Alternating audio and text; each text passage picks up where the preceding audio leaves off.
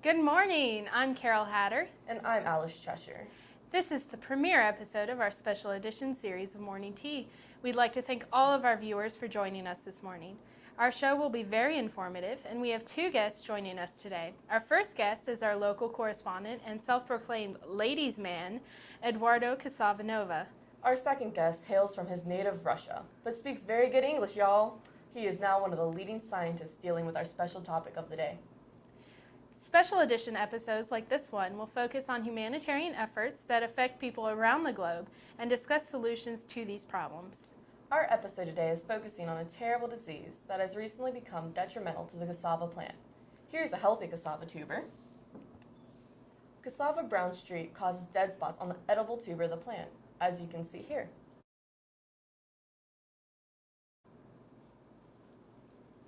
Although cassava brown streak is not as well known as some other diseases, it does affect over 800 million people in Africa who depend on cassava for sustenance. Here's a fun fact. Cassava is toxic if it is not prepared correctly, either through a process of leaching or alternative methods. Hey, Carol. Carol, I dare you to lick this. No thanks. Another fun fact for our viewers. The cassava tuber contains up to 30% starch, which is the largest storage amount known for any other plant. But before we give away too many fun facts, let us first introduce our tea for the day. The tea we have this morning is an African herbal tea featuring leaves from the rooibos plant and hints of mango and vanilla. It is called Organic African Nectar and is produced by Mighty Leaf Tea. How's it taste? That is good tea. It goes along perfectly with this tapioca pudding, which is made out of cassava. Now let's get back to the feature report for today's show. We now go out into the field for an on-the-spot report from our very own correspondent, Eduardo Casavanova. Thank you, Alice and Carol. I'm here reporting on location in Tanzania, Africa, to bring you this special report on the cassava. For our audience, cassava also goes by other names such as yucca or mogo. The cassava root has become the major staple food and source of income for many people in this area and many other parts of the tropic. Eduardo, I just have to ask, why would you wear a Hawaiian shirt out on the plains of Africa with so many lions around? Well, Carol, I'm glad you asked me about the shirt. See, when they told me I was going to do a report on the cassava, I immediately assumed they meant that I would be doing this report in the area where the cassava originated, which is located in the beautiful Federal Republic of Brazil. But I wouldn't worry too much about me being spotted by any carnivores while wearing this shirt. See, I had the good fortune of finding this camouflage hat at the duty-free shop in the airport after my flight had landed. So now I blended perfectly with my surroundings, just like a chameleon. Of course! How silly of us. It must be a special lens that makes it so easy for us to see. Yes, that lens does come in pretty handy. Now, back to the origin of cassava. There were archaeological findings in the Amazon showing that the cassava plant was domesticated around 8,000 years ago. Its origins have been obscured, but after answering three important questions concerning the geographical, agricultural, and botanical origins, this mystery was finally solved. The biggest piece to this puzzle was that no wild species and any closely related species of the cassava had been found.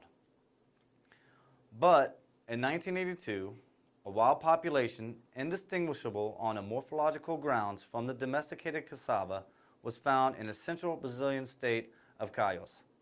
This wild progenitor is known as Manihot flabella folia. So, Eduardo, why are you in Africa? Well, in the 17th century, the Portuguese transported cassava from South America to West Africa. This was to aid in the feeding of the slaves at the time.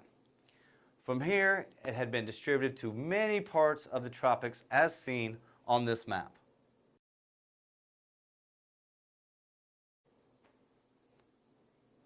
During this time, it was realized that cassava was highly tolerable to drought and to a soil with low fertility. It also had an ease of cultivation and breeding. These elements combined made it a valuable made it valuable as a famine reserve crop. To put this in perspective, in 2007, approximately 228 million metric tons were produced worldwide. That's a lot of cassava, Eduardo. It seems like it could serve as a major crop for the economy of the area and its ability to sustain the people. Yes, that is correct. It is a major crop for millions of people all over West Africa and other places in the tropics. But there is also a newfound use for the cassava as a biofuel. Now, this demand and the brown streak virus is forcing major strains onto the West African's economy and food supply. The brown streak virus is the main problem in these areas.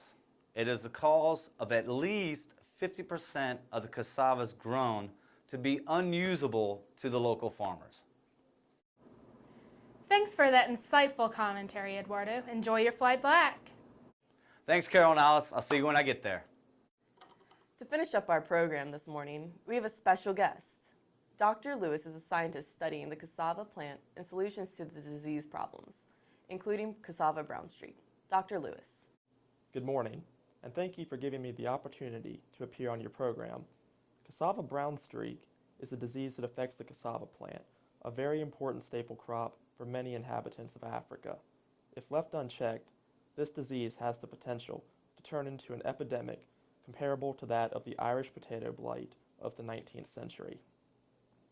To begin to understand why the disease is so devastating, we must first spread the knowledge that this disease is caused by a virus. While we do not entirely understand the nature of this virus, we do know that it is capable of spreading very quickly. This is due to several factors. First of all, many plant viruses spread quickly through a population, just as human viruses do. Secondly, cassava is propagated largely by way of cuttings, meaning that part of one plant is cut and then planted, giving rise to another plant. However, this is problematic because it means that each cassava plant that is planted using this method is genetically identical to others. Genes are made of DNA, genetic material that makes each of us unique. No two individuals have exactly the same genetic DNA sequence. Plants, however, can have the same genetic composition if they are propagated by means of cuttings. Because all of the cassava plants in a field may be the same genetically, if a virus infects one plant, then it can easily infect every plant. Do you know how this virus is transmitted? Well, we know that the virus that causes this disease is spread largely by the whitefly vector, Bomyces tabaci, which is very widespread in many parts of Africa. We also know that the disease has appeared before in the earlier parts of the 20th century, but this newest strain appears to be much more problematic for farmers to control. Dr. Lewis, has anything been done to address this problem in the past? The Bill and Melinda Gates Foundation has given close to $30 million in grants to various agencies and organizations in order to find a way to combat this disease. However, the work is quite tedious. A few years ago, we began to sequence the genome, or the collection of genes, of the cassava plant. This sequence has recently been completed successfully, and the genome is roughly 760 megabases. Now that we know the genome, we can study it and look for genes that may help us to engineer strains of cassava that are more resistant to this disease. Dr. Lewis, do you believe that people are currently educated about this disease? That is certainly a major obstacle, Alice. The farmers are currently not very well educated in possible ways to combat the virus. Potential solutions at the moment include looking for infected crops and removing these from fields as soon as they are discovered, so that the virus does not have an opportunity to spread to nearby crops. Symptoms include visible necrotic regions on the roots and tubers, with spotting on leaves exhibited as well. Plants displaying these symptoms should be destroyed immediately. Next, do not reproduce plants via cuttings. Although this may be a convenient method, cuttings are more susceptible to the virus. Instead, use seeds. Our solution is to gather seeds from uninfected cassava plants, and once these are grown to maturity, redistribute these seedlings to farmers. The farmers are then able through the provided education to harvest the seeds from their newly cultivated, non-infected plants. Why do you feel that these are the best solutions? Studies have shown that plants grown from seeds as opposed to cuttings did not contract the virus after 6 months. Finally, I would like to take these last few minutes to appeal to the Gates Foundation to extend our funding. We have already learned much more about how the virus is transmitted, and we also have sequenced the cassava genome successfully. With additional funding, we can learn how the virus infects its host and then modify the cassava genome to resist such an invasion. With the help of the Gates Foundation, we have the opportunity to make a difference for literally millions of people. Thank you very much for that informative discussion. And thank you for having me. And to any fellow Russians watching the program this morning, long live Mother Russia. If any of our viewers would care to donate to this cause, please contact us at 1-800-555-9654. Thank you for watching this special report. Be sure to stay tuned for the following program, Cooking with Peter Hare.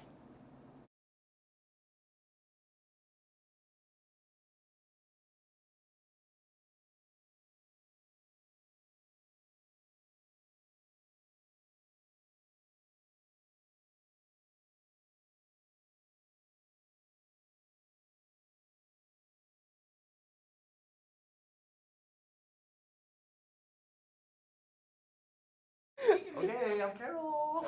Good morning, Alex. Today we have a special edition. My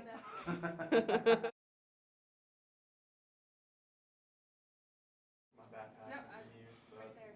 I mean, if we need more. Here, you try it. You're not the problem right now. No. Oh, I'm not gonna set it. Somebody's standing up going, okay. the bad moment when you realize how short you are. You want another one? All right, now. Are propagated by means of cuttings. Because all of the cassava plants in a field may be the same genetically, if a virus infects one plant, then it can easily infect every plant. We know that the virus that causes this disease is spread largely by the whitefly vector, Fomesis babeshi, which is very widespread in many You with Carol and Alice. Boo.